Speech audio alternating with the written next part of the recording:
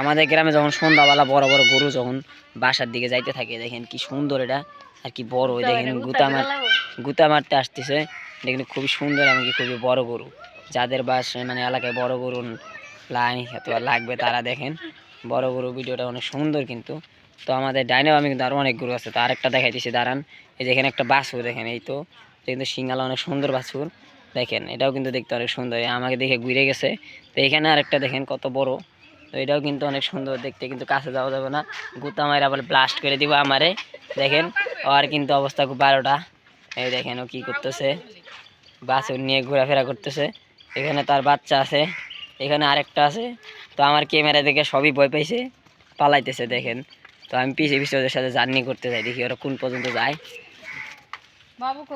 দেখেন একসাথে 2 3 4 5টা নয়, অনেকগুলো গরু একসাথে যাচ্ছে।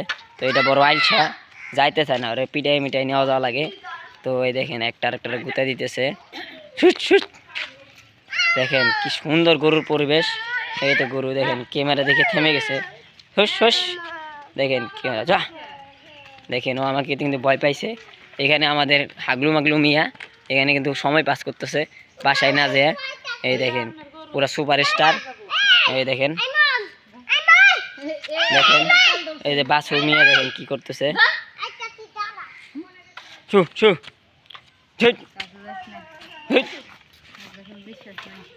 দেখেন আমাদের সিংহলা আমাকে দেখতেছে, সুযোগ পাইলে দিবে একটা ঠুসুম মাইরা। ওই যা ওই ওই ওই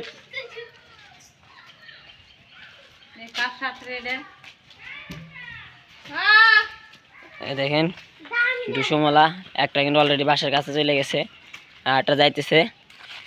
দেখা যাক লাস্ট পর্যন্ত কি হয়।